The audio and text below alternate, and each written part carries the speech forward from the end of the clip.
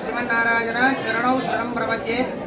మన ఆంజనేయ స్వామి దేవస్థానం కొండగట్ట అర్చక బృందం తరఫున చిలుకూరు బాలాజీ దేవాలయ ప్రధాన అర్చకుడు రంగరాజన్ గారికి మేము మద్దతు తెలుపుతున్నాము.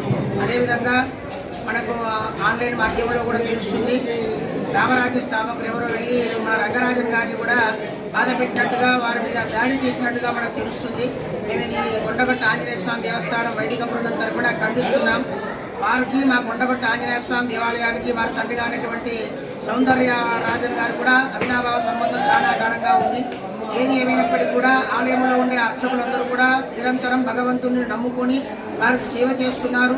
వారు రామరాజ్య స్థాపనకి ఎప్పటి నుండో కూడా పాటుపడుతున్నారు. ఎవరో కొత్తగా వచ్చి వారు నేర్పవలసింది కూడా ఏమీ లేదు. వారు నేర్పాలనుకుంటే కూడా వారు మత మార్పులు చేస్తున్నట్టు హిందువులను మార్చాలే తప్ప అర్చకుల మీద ఇలా దాడి చేయడం అనేది మేము తీవ్రంగా ఖండిస్తున్నాం. అర్చకులందరూ కూడా నిరంతరం భగవంతుడు సేవ చేస్తూ భక్తులకు హిందూ సామ్రాజ్యాన్ని భక్తిని పెంపొందిస్తున్నారు. రంగరాజన్ గారు మన తెలంగాణ రాష్ట్రంలోనే ప్రముఖ దేవాలయం. అక్కడ వెళ్ళి చూసినట్టయితే హిందువుల యొక్క గొప్పతనం, వారు చేసినటువంటి సేవలు కూడా మనం ఎంతో కూడా ప్రశంసనీయంగా ఉంది. వారు హిందూ దేవాదాయ ధర్మాదాయ చట్టంలో కూడా అనేక మార్పులు చేయడానికి వారు కానీ వారి తండ్రి గారు సౌందర రాజన్ గారు కూడా పాటుపడి ఉన్నారు. మాలాంటి వంశపారంపర్య అర్చకులందరినీ కూడా కలుపుకొని గత కొన్ని సంవత్సరాలుగా కూడా వారు సేవ చేస్తున్నారు. అలాంటి వారిని దాడి చేయడానికి మేము అందరం కూడా ఖండిస్తున్నాం.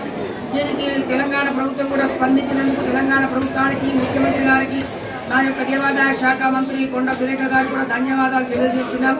ఇదే విధంగా ఏ దేవాలయంలో అర్చకులు అయినప్పటికీ కూడా ఏ ఆగమమైనా కావచ్చు, ఏ సాంప్రదాయమైనా కావచ్చు, అర్చకులందరికీ కూడా వారు వెన్నుతండుగా ఉండాలని చెప్పి కోరుకుంటున్నాం.